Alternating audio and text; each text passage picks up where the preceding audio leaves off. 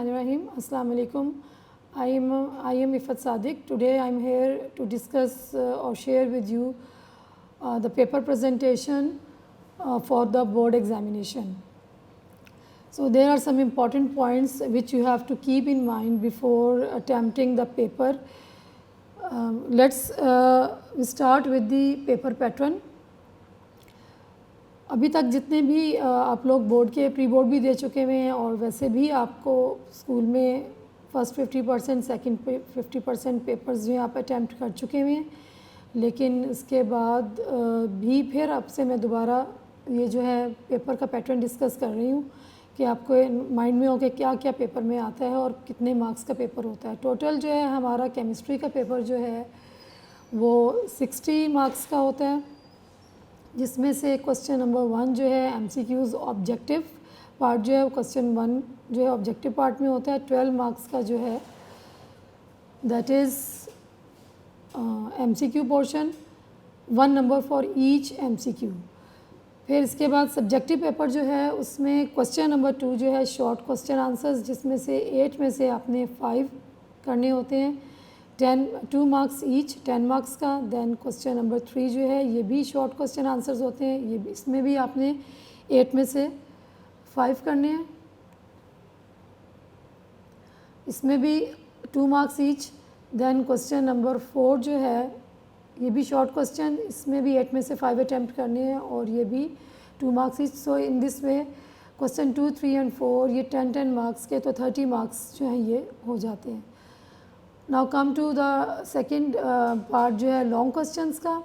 इसमें क्वेश्चन 5 जो है इसके 2 पार्ट्स होते हैं, A एंड B।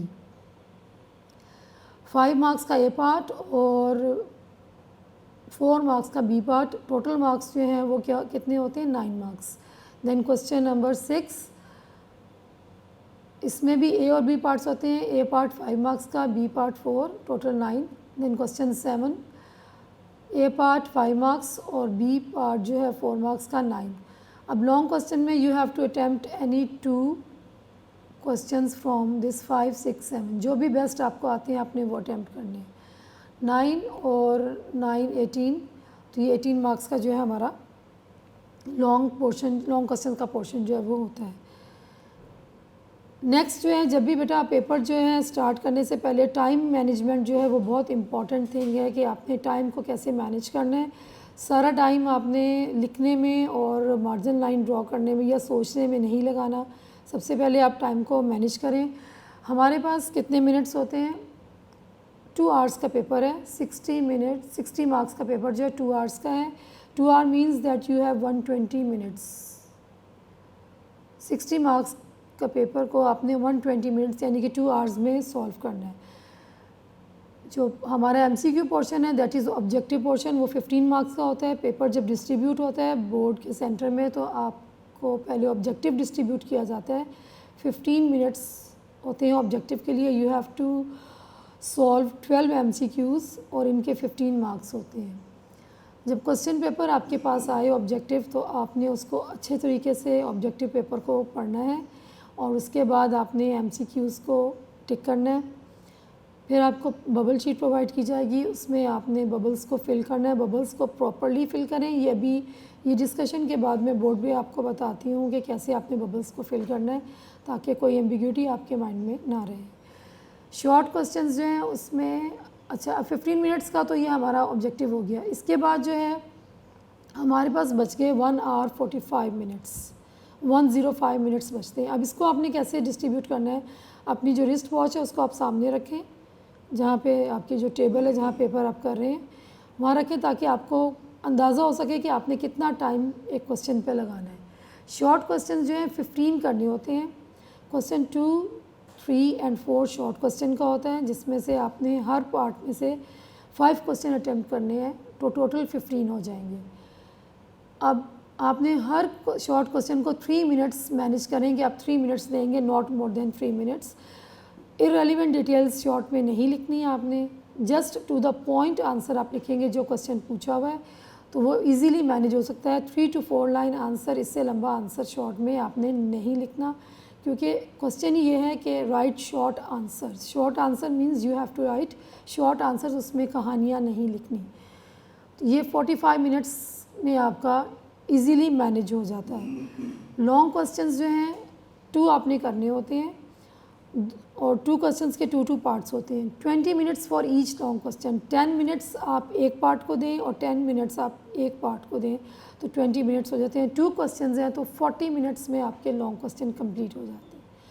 अब आपने कोई लॉन्ग क्वेश्चन ऐसा किया जिसमें कि डायग्राम है बुक में बनी हुई, तो आपने डायग्राम लाजमी ड्रॉ करनी है। 5 मिनट्स आप डायग्राम के लिए रख लें।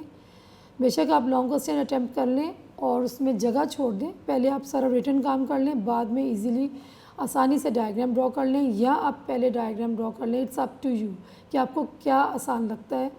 डायग्राम को ड्रॉ करें, आपने पेंसिल यूज़ नहीं करनी, पॉइंटर और पेन यूज़ करेंगे या मार्कर। डायग्राम ड्रॉ करने के बाद उसको प्रॉपर्ली लेबल करें। ब्लू पेन के साथ ब्लू मार्कर या ब्लू पॉइंटर यूज़ करेंगे और फिर डायग्राम को अपने बॉक्स साइड पे उसके चारों तरफ बॉक्स बना दें उसके, ताकि वो हाईलाइट हो जाए कि डायग्राम जो है वो बनी हुई है। अब ये तमाम जो 45 मिनट्स के बाद आपके पास 15 मिनट्स बच जाते हैं। इन 15 मिनट्स को आप यूटिलाइज़ करेंगे। आप अपने पूरे पेपर को रिव्यू करें कि कोई उसको अच्छे तरीके से पढ़ें, अगर कोई मिस्टेक है तो उसको आप करेक्ट कर सकें, और ये देखें कि आपने सब के सब क्वेश्चन अटैम्प्ट कर लिए हैं कि नहीं किए। सो इस तरह से इजीली पेपर जो है वो मैनेज हो जाता है।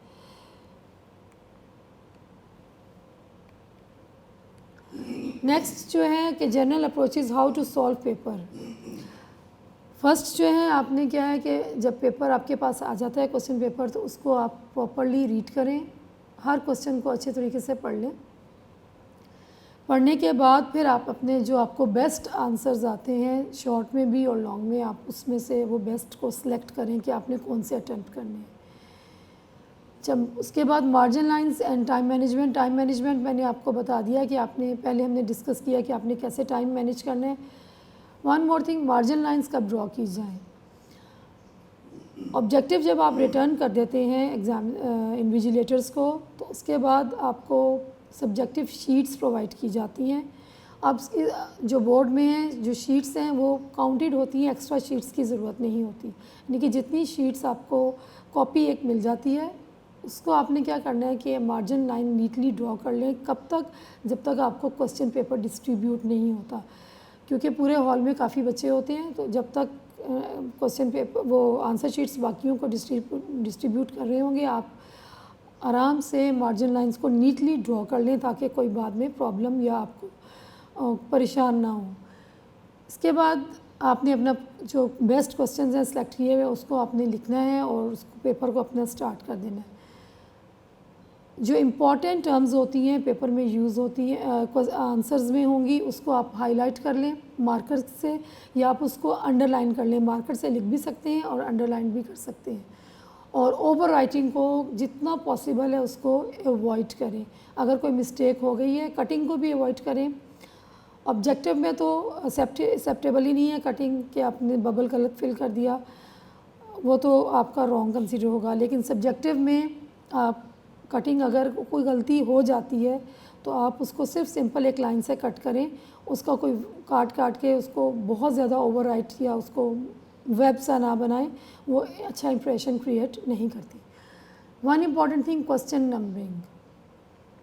कोशिश करें कि आप सीक्वेंस में ही पेपर अटैम्प्ट करें, लेकिन अगर ऐसा है कि आपको कोई द बेस्ट क्वेश्चन है जो कि बाद में उसका नंबर आ रहा है, वो आपको आता है, तो आप ऐसा करें कि सबसे पहले जो वो क्वेश्चन अटैम्प्ट करें जो आपको बेस्ट आ रहा है। क्वेश्चन का नंबर वही लिखेंगे जो क्वेश्चन पेपर के ऊपर है। अगर आपने क्वेश्चन नंबर 2 अटैम्प्ट करना शुरू किया, उसका पार्ट नंबर 5 आपने पहले करना है, तो आप क्वेश्चन 2 पार्ट 5 जो है उसको मार्कर से मेंशन करेंगे, ताकि एग्जामिनर जो है चेकर उसको पता हो। उसको आप अगर फर्स्ट पे अटैम्प्ट करें तो नंबर 1 नहीं लिखेंगे, उसको नंबर 5 लिखेंगे। आपने वही नंबर लिखना है जो कि आपके क्वेश्चन पेपर जो आपको मिला उस पर लिखा हुआ है। क्वेश्चन नंबर चेंज नहीं करेंगे। नाउ इम्पॉर्टेंट कुछ थिंग्स होती हैं केमिस्ट्री में जिसको कि हम डिस्कस कर लेते हैं। अगर इक्वेशंस हैं, सबसे पहले कि आपने वो पेपर क्वेश्चन अटैम्प्ट किया जिसमें इक्वेशंस आ रही हैं, आप सबसे पहले इक्वेशन लिखें, उसको रफली आप बैलेंस करें पहले। अगर आपको आती है एक्यूरेट तो इट्स वेरी गुड, नहीं तो फिर पहले आप रफ कर लें और उसके बाद उसको इक्वेशन को बैलेंस करें। लेकिन सबसे इम्पॉर्टेंट चीज़ क्या है कि पहले आपको इक्वेशन करेक्ट लिखनी आनी चाहिए। अगर आप करेक्ट इक्वेशन लिखेंगे तो वो बैलेंस होगी, अगर आपने इक्वेशन ही करेक्ट नहीं लिखी तो बैलेंसिंग नहीं होगी। सो पहला आपने करेक्ट इक्वेशन लिखनी है, फिर आप उसको बैलेंसिंग की तरफ आएंगे। फिर ये जो टर्म्स हैं एटम्स, मॉलिक्यूल और एलिमेंट, ये वर्ड्स जो हैं बच्चे अमूमन लिखते हैं, कहाँ जहाँ एटम आना है उधर कहीं एलिमेंट लिख देते हैं, मॉलिक्यूल। इसको बहुत अच्छे तरीके से सोच समझ के लिखें कि कहाँ पे आपने एटम का वर्ड यूज़ करना है, कहाँ मॉलिक्यूल का और कहाँ एलिमेंट का। कंपाउंड मिक्सचर जो है ये तो 9th में ज़्यादा टर्म्स यूज़ होती हैं, लेकिन जहाँ पे भी यूज़ हो रही है वहाँ पे आपने प्रॉपरली इसको यूज़ करना है। मिक्स नहीं करना कि कंपाउंड की जगह मिक्सचर लिख दें और मिक्सचर की जगह कंपाउंड लिख दें, प्रॉपरली आपने उसको लिखना है। ऑर्गेनिक, इनऑर्गेनिक, पीएच, बॉन्डिंग, मतलब ऑर्गेनिक केमिस्ट्री से रिलेटेड सारा 10th में है। इनऑर्गेनिक जो है हमारा चैप्टर नंबर जो 10 है वो इनऑर्गेनिक है और बाकी सारा ऑर्गेनिक केमिस्ट्री का 10th में। पीएच जो है इसको लिखते वक्त आपने स्मॉल पी और कैपिटल एच लिखते हैं। बच्चे अमूमन कैपिटल पी लिख देते हैं और स्मॉल एच, अपनी मर्ज़ी करते हैं, बॉदर ही नहीं करते कि क्या किया जा रहा है। बहुत दफ़ा टीचर्स बताते हैं क्लास में, तो काइंडली नोट करें जब भी पीएच का क्वेश्चन आता भी है शॉर्ट में, वेरी इंपॉर्टेंट, कि डिफाइन पीएच या what is pH and right the pH of water, तो आपने स्मॉल पी और कैपिटल एच लिखना है। और बॉन्डिंग जो बॉन्ड्स भी बनाएं तो उसको भी प्रॉपर आप लोगों ने बनाना है, लाइंस को प्रॉपर ड्रॉ करना है। बॉन्ड्स जो हैं वो आप यूज़ करेंगे जहाँ पे आपने स्ट्रक्चर फार्मूला या स्ट्रक्चर्स बनाने ऑर्गेनिक केमिस्ट्री में, या एल्केन्स, एल्कीन्स, एल्काइंस का जो है आएगा, उसमें आप लोगों ने जो बॉन्ड्स हैं उनको प्रॉपर बनाएं। कार्बन को कार्बन से ज्वाइन करना है, प्रॉपर बॉन्ड बना होना चाहिए, और कार्बन को जहाँ हाइड्रोजन से ज्वाइन कर रहे हैं वहाँ पे आपने हाइड्रोजन से ज्वाइन करना है, तो प्रॉपर बॉन्ड को शो करें। इसके बाद there are some important topics, ऐसे तो टॉपर्स जो बच्चे हैं वो और सब बच्चों के लिए तब पूरा आप लोगों ने, टीचर्स ने गाइड किया होगा कि ऐसे आपने करना है और कौन सी चीज़ आपने चॉइस में छोड़ सकते हैं और कौन सी नहीं छोड़ सकते, टीचर्स ने प्रॉपर आपको गाइड किया होगा। लेकिन उसके बावजूद दोबारा डिस्कस कर लेते हैं सब बच्चे कि जो इम्पोर्टेंट टॉपिक्स हैं सब आपने करना है, ये नहीं कि आप सिर्फ ये करें और बाकी छोड़ दें। जैसे चैप्टर नंबर 9 है, इसमें law of mass section, importance of KC, इसमें 2 पार्ट्स हैं इसके। Importance of KC in predicting the direction of the reaction and importance of KC in predicting the extent of reaction. ये क्वेश्चन इकट्ठा भी आ जाता है तो फिर आप दोनों लिखेंगे, और अगर अलहदा से आ गया तो फिर आप लोगों ने जो पूछा हुआ डायरेक्शन, तो डायरेक्शन को डिस्कस करेंगे, अगर एक्सटेंट पूछा हुआ तो एक्सटेंट को डिस्कस करेंगे।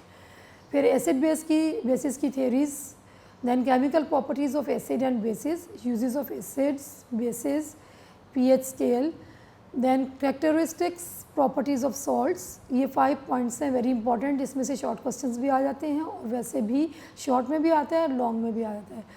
प्रिपरेशन ऑफ सॉल्ट्स, ये आपको सॉल्युबल और इनसॉल्युबल सॉल्ट्स का जो टॉपिक है वो इंक्लूडेड है एएलपी में, और सॉल्ट्स के बाकी यूजेस इंक्लूडेड नहीं है।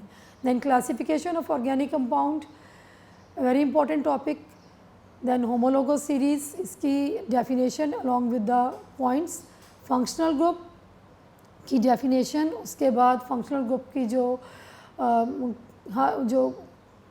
फंक्शनल ग्रुप होता है, जैसे OH for alcohol, ketone, carboxylic acid, ये आपने अच्छी तरीके से उसकी याद करने हैं कि कैसे उनको प्रेजेंट किया जाता है। शॉर्ट में आता है और साथ आपने प्रेजेंटेशन भी लिखनी है और उसकी एग्जांपल भी देंगे।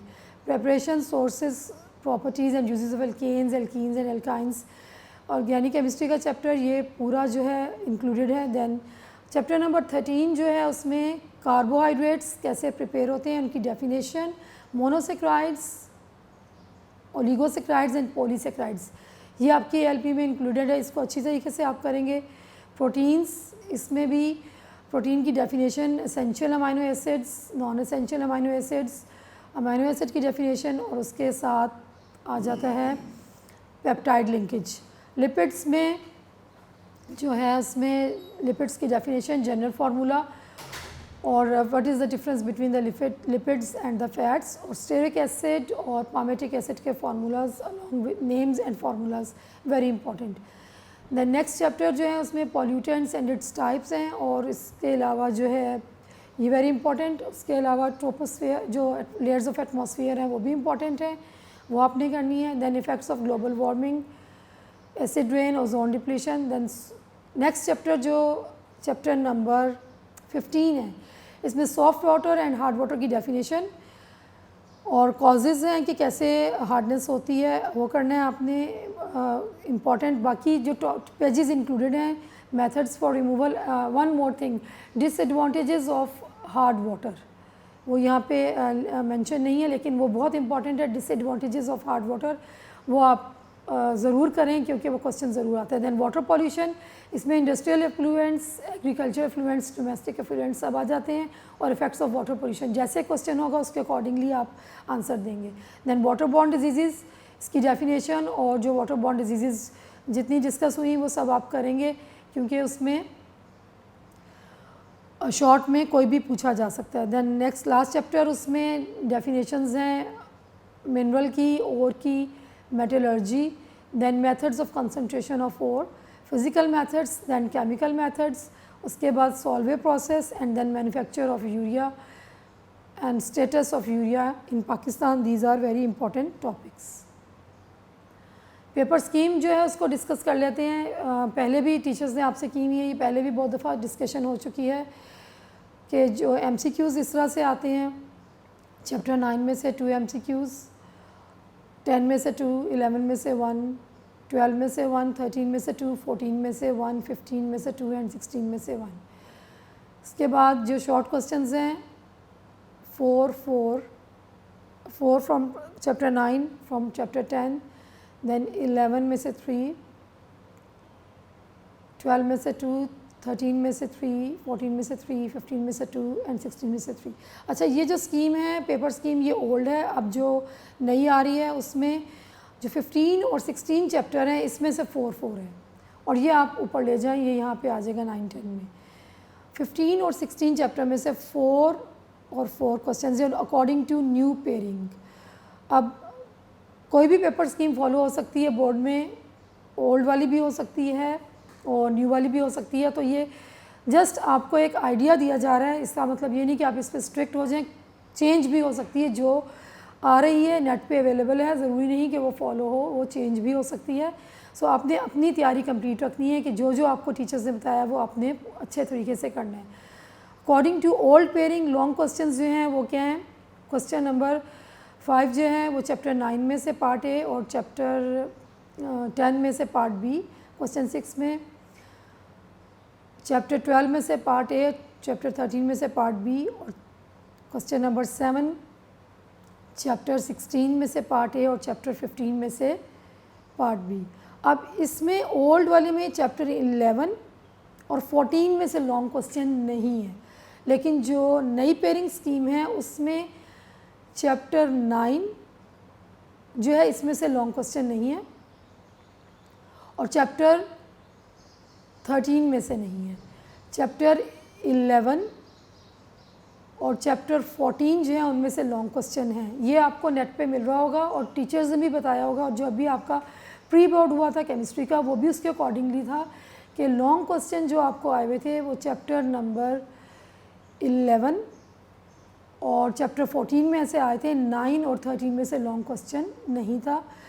ये ओल्ड स्कीम है, और न्यू मैंने आपको बता दी है कि चैप्टर 11 और चैप्टर 14 में से लॉन्ग होगा, चैप्टर 9 और 13 में से नहीं है।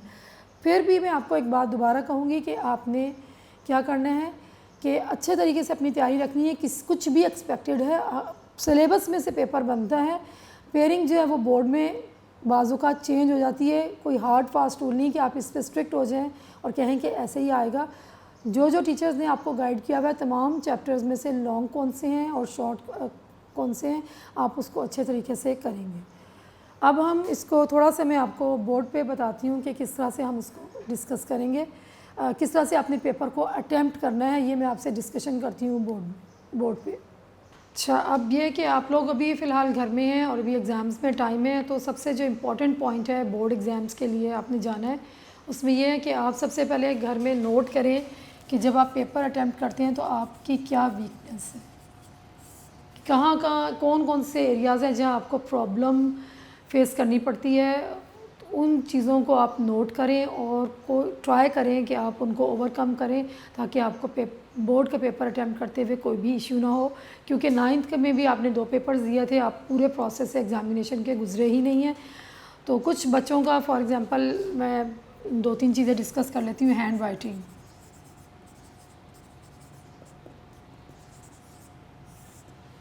हैंड राइटिंग जो है ये एक बहुत इंपॉर्टेंट रोल प्ले करती है कि एक जो आपका एग्ज़ामिनर है, जो पेपर चेक कर रहा है, उस पर क्या इंप्रेशन क्रिएट करते हैं। कोशिश करें कि आप हैंड राइटिंग जो है उसको अपनी बेटर करें। अब इस लेवल पे आकर ये होता है कि बच्चे कहते हैं कि जी हमें तो आदत पड़ी हुई है, लेकिन अभी भी टाइम है, आप उसको एटलीस्ट नीट तो कर सकते हैं। कुछ बच्चे बहुत ज़्यादा गंदे तरीके से पेपर अटैम्प्ट करते हैं, बेशक उन्होंने सब सही लिखा हुआ होता है लेकिन वो पढ़ने के काबिल ही नहीं होता। तो एटलीस्ट जो लेटर्स की फॉर्मेशन है, जो भी आप लिख रहे हैं उसको बहुत अच्छे तरीके से नीटली प्रॉपर लिखें। तो हैंड राइटिंग जो है ये it's play a very important role कि एग्जामिनर के ऊपर क्या इंप्रेशन पड़ता है। आपके ख़ुद भी जो आप दोबारा पढ़ें तो एटलीस्ट आपको ख़ुद भी समझ आए। बाज़ औक़ात ये होता है कि बच्चे ख़ुद भी नहीं अंडरस्टैंड कर पाते कि उन्होंने क्या लिखा था और वो क्या बन गया है। तो हैंड राइटिंग पे बहुत कंसंट्रेट करें। अभी भी आप जब तैयारी करते हैं तो क्वेश्चंस को, आंसर्स को जब आप लिखते हैं घर में लिख के प्रैक्टिस करें, तो हैंड राइटिंग पे बहुत ज़्यादा कंसंट्रेट करें। और क्या चीज़ कि कुछ बच्चे लिखते लिखते फ्लो में एकदम कैपिटल पे आ जाते हैं, स्मॉल पे आ जाते हैं। ऐसे नहीं करना, स्मॉल लेटर्स यूज़ करें तो स्मॉल ही लिखेंगे, कैपिटल तो आप हेडिंग्स में या स्टार्टिंग में यूज़ करते हैं। दूसरी चीज़ स्पेलिंग मिस्टेक्स,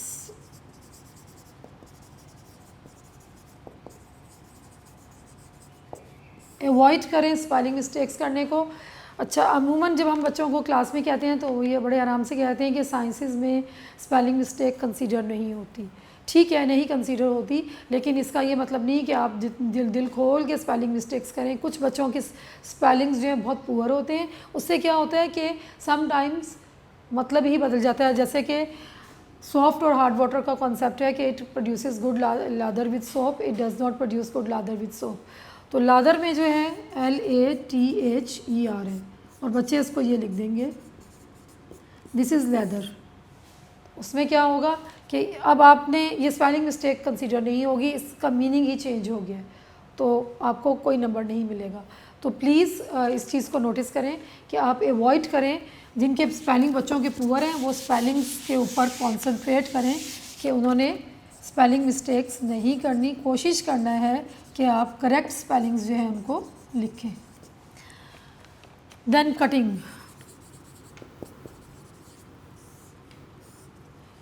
कटिंग को भी आपने अवॉइड करना है, ख़ास तौर से जब आपने पेपर जो है स्टार्ट किया अपना सब्जेक्टिव, जो फर्स्ट पेज है एटलीस्ट उसके ऊपर आप बिल्कुल कोशिश करें कि कोई भी कटिंग ना हो, ताकि आपका पढ़ने वाले के ऊपर इंप्रेशन जो है अच्छा क्रिएट हो। अगर कोई चीज़ गलत हो जाती है while attempting the subjective paper, कोई भी वर्ड है जैसे ये मैंने लिखा, ये आपने नहीं लिखना था, तो बच्चे ऐसे ऐसे करके या यूं यूं करते हैं, इसको आपने ऐसे नहीं करना। या एक और चीज़ जो तरीका बच्चों ने सीखा हुआ है वो यूं करके ब्रैकेट के ऊपर क्रॉस लगा देते हैं छोटा सा, ये विजिबल नहीं होता। बट बीइंग अ चेकर, अगर मैं चेक कर रही हूँ तो मुझे बाज़ औक़ात नहीं पता चलता कि ये चेक के ऊपर आपने क्रॉस लगाया हुआ है। सो इसको करने के बजाय आप यूँ करें कि जस्ट सिंपल एक लाइन लगा दें, सिंपल एक स्ट्रेट लाइन आप लगाएं और आप आगे चले जाएं। वो उसको पढ़ेंगे नहीं, वो आगे चले जाएंगे, बजाय से कि आप कन्फ्यूजन क्रिएट करें। उन्होंने पढ़ लिया, फिर वो आगे जाके देख रहे हैं दोबारा लिखा हुआ है, ये जस्ट कन्फ्यूजन क्रिएट करता है। सो इसके लिए भी आपको नोटिस करना है कि आपने इसको कैसे अटैम्प्ट करना है और कैसे आपने इसको यूज़ करना है। फिर एक चीज़ हमने पहले डिस्कस की जब मैंने स्लाइड्स आपको दिखाई हैं, उसमें टाइम मैनेजमेंट। टाइम मैनेजमेंट बहुत इंपॉर्टेंट है कि आपने टाइम को कैसे मैनेज करना है। 15 मिनट्स आपके उसके हैं ऑब्जेक्टिव के, और सब्जेक्टिव का मैंने आपसे डिटेल में डिस्कस किया है। तो टाइम मैनेजमेंट जो है ये भी एक इम्पॉर्टेंट चीज़ है जो कि आपने नोट करनी है।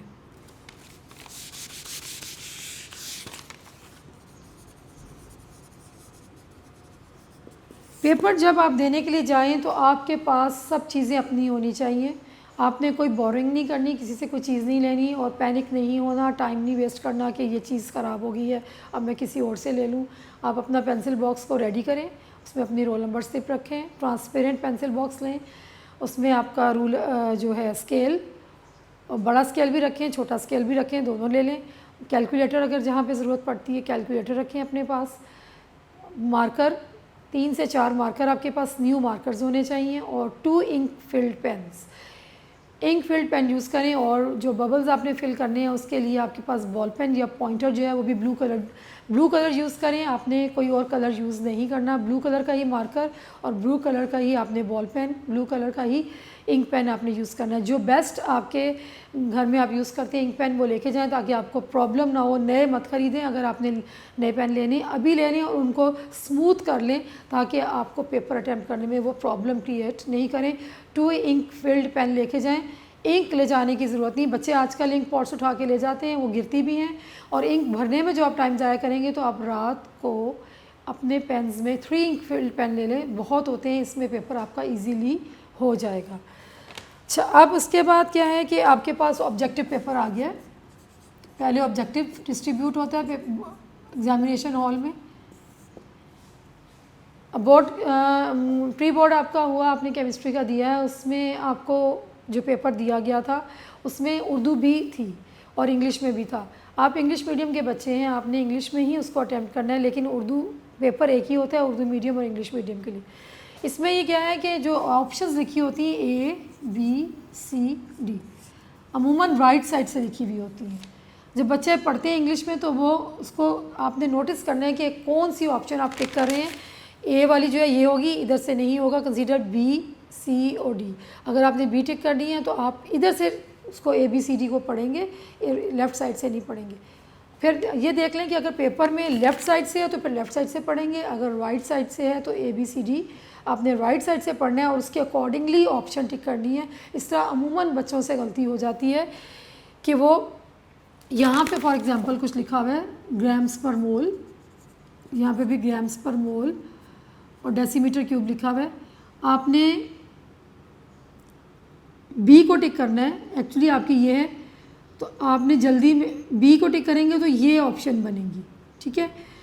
और अगर आपने क्या किया है कि ए की ऑप्शन ये बनती है, आप इसको टिक कर देते हैं, वो आपका आंसर अगर ए वाला करेक्ट है और आप इसको देख के इसको टिक कर देते हैं तो क्या होगा कि आंसर गलत कंसीडर होगा। बी का आंसर यहाँ पे लिखा होगा, सी का आंसर यहाँ पे, डी का यहाँ पे। तो डोंट गेट कन्फ्यूज्ड, अच्छे तरीके से पढ़ें कि आपने किस आंसर को टिक करना है। अगर ए ऑप्शन है तो आप ए को सर्कल करें, आपने इसको पढ़ के इसको सर्कल कर दिया तो ये बी कंसीडर होगा, ये ए कंसीडर नहीं होगा। दोबारा बताती हूँ, अगर आपका ए आंसर है तो आप ए को सर्कल करें, ए का आंसर ये है। अगर आपने इस जल्दी में ये समझा कि ये आपका आंसर करेक्ट है और आपने यहाँ टिक कर दिया तो आप बबल भी बी फिल करेंगे तो आपका आंसर गलत कंसीडर हो जाएगा। आप यूँ करें कि इधर से पढ़ें ए, बी, सी और डी। मोस्टली पेपर में जो बोर्ड में आ रहे हैं उसमें ऐसे राइट साइड से होते हैं, तो काइंडली इसको नोटिस करें। बबल फिल करने के लिए आपने क्या करना है, कम्प्लीटली आपने बबल को फिल करना है। आपने इसकी बाउंड्री से आप इसको शुरू करें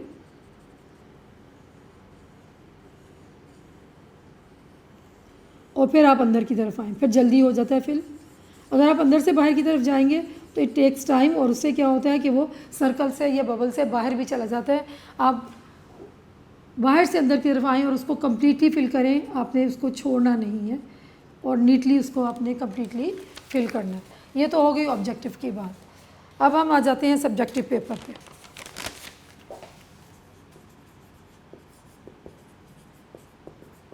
सब्जेक्टिव पेपर आपने ऑब्जेक्टिव वापस कर दिया। जब सब्जेक्टिव पेपर डिस्ट्रीब्यूट होता है उससे पहले आपको आंसर शीट्स दी जाती हैं, आपको कॉपी मिलती है, आपने उस पर नीटली मार्जिन लाइंस ड्रॉ करने दोनों साइड पे। आपको मार्कर्स उनको तरीका बताया गया किस तरह से आपने मार्जिन लाइंस को ड्रॉ करना है। आप उसको अच्छे तरीके से पूरी कॉपी के ऊपर मार्जिन लाइंस जो है वो ड्रॉ कर लें ताकि आपको बाद में प्रॉब्लम ना हो और एंड में आप पैनिक नहीं हो। इसके बाद आपने क्वेश्चन पेपर जो है अपना उसको आपके पास आ गया, आपने उसको अच्छी तरीके से पढ़ें। बेस्ट क्वेश्चन जो आपको आते हैं उनको सेलेक्ट करें और सबसे पहले आप वो क्वेश्चन करें जो बेस्ट आपको आता है, उसको सबसे पहले आप सेलेक्ट करें और उसको अटैम्प्ट करें। Don't change the question number को चेंज नहीं करना, जो क्वेश्चन पेपर पे लिखा हुआ है वही क्वेश्चन नंबर जो है आप लोगों ने आंसर शीट पे लिखना है, उसको अपनी मर्ज़ी से नहीं करना। क्वेश्चन 6 पहले कर रहे हैं तो आप क्वेश्चन नंबर 6 करेंगे, मार्कर से ऊपर हेडिंग लगाएं। क्वेश्चन 3 अगर आपने पहले करना है, पार्ट 2 इसको आपने मार्कर से लिखना है और उसके बाद लिखें। अगर आपके पास टाइम मैनेज कर सकते हैं तो बेहतर ये होता है कि आप क्वेश्चन जो शॉर्ट है या लॉन्ग उसकी स्टेटमेंट भी लिख दें, तो बहुत अच्छी बात होती है, उससे कोई भी कन्फ्यूजन क्रिएट नहीं होती ना आपके लिए ना एग्जामिनर के लिए। कोशिश करें कि आप क्वेश्चन लिख दें, क्योंकि इतना टाइम होता है कि आप इजीली लिख सकते हैं। शॉर्ट आंसर्स की बात करेंगे, जहाँ पे शॉर्ट आंसर्स हैं, आपने शॉर्ट आंसर्स में शॉर्ट ही लिखना है, उसमें आपने इररेलेवेंट डिटेल्स को नहीं लिखना। इररेलेवेंट डिटेल्स नहीं लिखेंगे कि आप पूरी कहानी लिख दें, टू द पॉइंट जो पूछा गया है वो लिखें। अगर कहीं फार्मूला पूछा है, एग्जांपल पूछी है तो एग्जांपल भी दें। बाज़ बच्चे जल्दी में ओवर एक्साइटमेंट में, कि उनको आता है सब, एक्साइटमेंट में भी बच्चे गलती कर देते हैं। क्वेश्चन को 2 दफ़ा पूरा गौर से पढ़ें कि उन्होंने क्या पूछा हुआ। इरिवर्सिबल रिएक्शन है, रिवर्सिबल रिएक्शन है, डायनेमिक इक्विलिब्रियम है, केमिकल इक्विलिब्रियम स्टेट है, क्या चीज़ पूछी हुई है आपने उसको लिखना है, प्रॉपर उसका आंसर देना है। एक्साइटमेंट में उसको गलत नहीं करना। पूरे क्वेश्चन को 1 से 2 दफ़ा लाजमी पढ़ें कि पूछ क्या रहे हैं, ताकि आपको समझ आए। एक्सटेंट ऑफ रिएक्शन पूछी है, डायरेक्शन ऑफ रिएक्शन पूछी है, या इम्पॉर्टेंस पूछी हुई है, तीनों के डिफरेंट आंसर हैं। तो आपने क्वेश्चन को पढ़ना है, एक कुछ सेकंड्स लें सोचने के लिए, उसके बाद आंसर को लिखें। गलती नहीं करनी। एक्साइटमेंट में बच्चे अमूमन पूरा नहीं पढ़ते और गलत कर देते हैं, और फिर बाद में उनको याद आता है कि हमने गलती कर दी है। अच्छे तरीके से क्वेश्चन को पढ़ें। शॉर्ट आंसर में 3 to 4 लाइन आंसर होगा, 4 से ज़्यादा आपने लाइंस नहीं लिखनी। जब आपने अटैम्प्ट कर लिया, आंसर लिख दिया, तो उसके बाद आप एंडिंग लाइन ड्रॉ करेंगे और फिर नेक्स्ट क्वेश्चन जो है उसका लिखेंगे। क्वेश्चन 2 पार्ट 3, क्वेश्चन 3 पार्ट 4, जो भी अगर आप क्वेश्चन 3 अटैम्प्ट कर रहे हैं तो पहले इसको पूरा अटैम्प्ट कर लें, फिर क्वेश्चन 2 कर रहे हैं उसको पूरा अटैम्प्ट करें, क्वेश्चन 4 कर रहे हैं उसको अटैम्प्ट करें। ये नहीं कि 3 का पार्ट 2 कर दिया और 2 का पार्ट 1 कर दिया, ऐसे नहीं। जो क्वेश्चन सेलेक्ट किया इसके पूरे पार्ट्स कंप्लीट करें, 5 आंसर्स लिखें, then move to the next question, और उसके बाद हर आंसर के बाद आपने एंडिंग लाइन ड्रॉ करनी है। ठीक है। अगर आप एक्स्ट्रा क्वेश्चन करना चाहते हैं तो एक्स्ट्रा क्वेश्चन आप एंड में करें। पहले आप द बेस्ट 5 कर लें और उसके बाद आपने एक्स्ट्रा क्वेश्चन करने हैं, बेस्ट 5 करने के बाद, ताकि आपका इंप्रेशन जो है वो अच्छा क्रिएट हो जाए। और अगर कोई गलती होती भी है तो एंड वाले में हो, शुरू वाले में ना हो।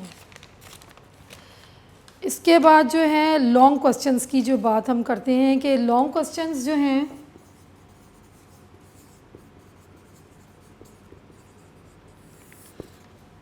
लॉन्ग क्वेश्चन में 2 पार्ट्स होते हैं। जो क्वेश्चन आप सिलेक्ट कर रहे हैं, क्वेश्चन नंबर 5 पार्ट ए और पार्ट बी, आपने दोनों इसी के करने हैं। ऐसा नहीं है कि आपने इसका ए पार्ट कर दिया है और क्वेश्चन नंबर 7 में से आपने बी पार्ट कर लिया। नो, जौन सा क्वेश्चन सेलेक्ट करेंगे उसी के दोनों पार्ट्स आपने अटैम्प्ट करने हैं। पहले अगर आपने बी करना है तो क्वेश्चन नंबर 5 पार्ट बी आप लिखेंगे, अगर आपने पहले ए करना है तो आप पहले ए लिखेंगे। लॉन्ग क्वेश्चन में अगर तो आपको क्वेश्चन में क्लियर मेंशन है कि 5 पॉइंट्स लिखें या 5 प्रॉपर्टीज़ लिखें या 4 लिखें, तो आपने उसके अकॉर्डिंगली आंसर देना है जो क्वेश्चन में पूछा गया है। अगर क्वेश्चन में सिर्फ क्लियर नहीं है कि आपने 5 या 4 लिखने हैं, then don't note the numbers, आप फिर कंप्लीट आंसर लिखें जैसे टीचर्स आपको गाइड करते हैं। जो बुक में दिया हुआ है कंप्लीट आंसर आप लिखेंगे, उसमें आपने फिर छोड़ना कुछ नहीं है। अगर तो डायग्राम है तो डायग्राम भी आपने बनानी है। अब आप बड़ी क्लास में हैं, इधर ये नहीं लिखा होता कि ड्रॉ द डायग्राम, आपने डायग्राम खुद से अगर मौजूद है बुक में डायग्राम तो you have to draw the diagram. पहले आप क्वेश्चन अटैम्प्ट करें, उसके बाद जगह छोड़ दें। एंड में करना चाहते हैं तो एंड में कर लें, या क्वेश्चन के बाद में करना है तो अपने डायग्राम को ड्रॉ करना है। डायग्राम ड्रॉ करने के बाद पेन से ड्रॉ करेंगे, पॉइंटर से करेंगे, ब्लू कलर से उसको आपने लेबल करना है, और लेबल करने के बाद डायग्राम को आपने इस तरह से बॉक्स में कर दें ताकि वो उसकी प्रेजेंटेशन अच्छी हो जाए। ठीक है, डायग्राम आपने ज़रूर ड्रॉ करने हैं। इसके मार्क्स होते हैं, मेंशन है, अगर तो मेंशन है फिर तो आपने करनी है, अगर मेंशन नहीं है जब भी आपने डायग्राम को ड्रॉ करना है। अच्छा। अच्छा, इसके बाद क्या है कि जो इम्पॉर्टेंट थिंग्स होती हैं क्वेश्चन में, उसमें आपने उनको हाईलाइट करना है। जैसे कि फॉर एग्जांपल आपको आ जाता है व्हाट इज़ अल्काइल रेडिकल, तो आप लिखेंगे दीज आर द डेरिवेटिव्स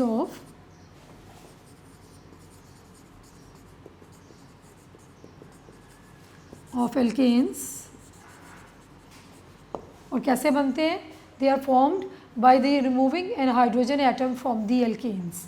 तो आपने they are formed by removing hydrogen atom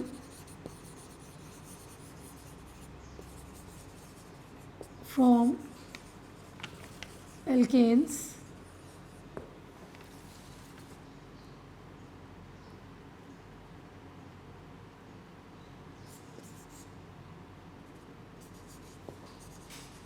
capital R is used to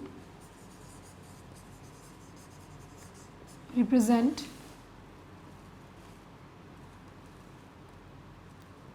और उसके बाद आप क्या लिखेंगे, द जनरल फार्मूला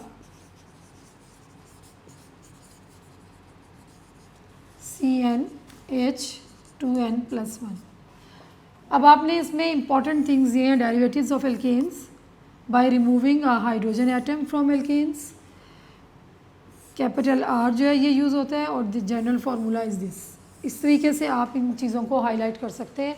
इससे क्या होता है कि एक अच्छा व्यू बन जाता है, और जो पढ़ने वाला होता है उसको भी क्लियरली उसके लिए विजिबल होता है, और वो इम्प्रेशन क्रिएट होता है, और आपको पूरे मार्क्स जो हैं वो मिल जाते हैं। सो इम्पॉर्टेंट टर्म्स को आपने हाईलाइट करना है, मार्कर के साथ लाइंस लगा दें या बॉक्स बना दें। बॉक्स आप फार्मूलाज वगैरह में ज़्यादा बनाएं तो that will be much better, बाकियों में आप जो है वो लाइंस लगा सकते हैं। अच्छा, अब क्वेश्चन जो है अगर आ जाते हैं आपको डिफ्रेंशिएट और कंपैरिजन, अगर डिफ्रेंशिएट आ गया है, डिफ्रेंशिएट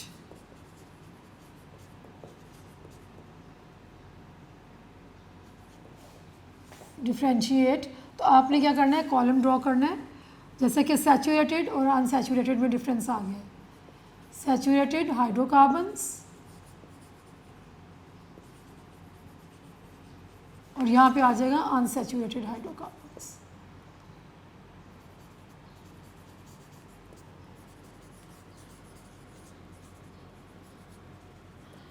दोनों का डिफरेंस लिखें और साथ एग्जाम्पल भी लिखें। शॉर्ट में आपने एटलीस्ट डेफिनेशंस आएंगी और साथ एग्जाम्पल आएंगी, आपने वो भी देनी। अगर कोई पॉइंट्स है तो आप एटलीस्ट 4 पॉइंट्स जो हैं वो ज़रूर लिखें। अगर आपको आता है कि write characteristics of the salts या write characteristic properties of acid और बेस मेंशन नहीं है तो आप 4 पॉइंट्स ज़रूर लिख दें। 0.5 की डिस्ट्रीब्यूशन हो सकती है, अगर 2 भी होगा तो एटलीस्ट आपके एक्स्ट्रा ही होंगे, आपके मार्क्स नहीं उसमें कटेंगे। तो आप अगर तो मेंशन है 2 लिखें, 2 कैरेक्टरिस्टिक्स, तो आप 2 लिखेंगे। अगर मेंशन नहीं है, शॉर्ट की बात हो रही है, तो आप 4 ज़रूर लिखें। अगर 4 बुक में दिए हुए तो एटलीस्ट 4 ज़रूर लिखें। इसके अलावा जो मोस्ट इम्पॉर्टेंट थिंग जो है वो ये है कि आपने कोशिश करें कि आपने according to the text book answer देना है। शॉर्ट में और लॉन्ग में जो कुछ आपकी टेक्स्ट बुक में लिखा हुआ है, क्योंकि जो चेकर होते हैं वो टेक्स्ट बुक को फॉलो करते हैं। If you have additional knowledge, extra knowledge है, वो अच्छी बात है, होनी चाहिए, लेकिन जब आपने बोर्ड में आंसर लिखना है तो you should follow your text book, आप वो लिखें। शॉर्ट में तो एग्जैक्टली आपने वैसे ही लिखना है। लॉन्ग में अगर आपको कोई एडिशनल है तो उसमें आपने पहले कोशिश तो यही करें कि जो मटेरियल आपकी बुक में मौजूद है आप उतना ही लिखें, एक्स्ट्रा देने की ज़रूरत नहीं है, क्योंकि that is enough for the according to the numbers जो कि आपको आया होता है पेपर में क्वेश्चन, उसके जो नंबर होते हैं उसके अकॉर्डिंगली नॉलेज जो है वो इतनी बुक में दी हुई है। बट स्टिल कोई एक आधा पॉइंट है तो वो उसको आप एंड में लिखें। ये नहीं कि आप स्टार्ट ही उससे करें, स्टार्ट आपने उससे नहीं करना। स्टार्ट आप वैसे ही करेंगे जैसे कि आपको टीचर्स ने गाइड किया हुआ है। अगर डेफिनेशन आता है, जैसे फॉर एग्जांपल आपको क्वेश्चन आता है what is water pollution, write down the effects of water pollution, तो पहले आपने वाटर पोल्यूशन की डेफिनेशन लिखनी है और उसके बाद आप जो है उसकी वाटर पोल्यूशन के इफेक्ट्स लिखेंगे।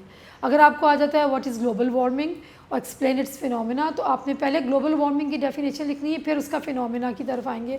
बुक में पहले उन्होंने सारा डिटेल बताई हुई है, एंड में आंसर जो है, एंड में ग्लोबल वार्मिंग की डेफिनेशन है।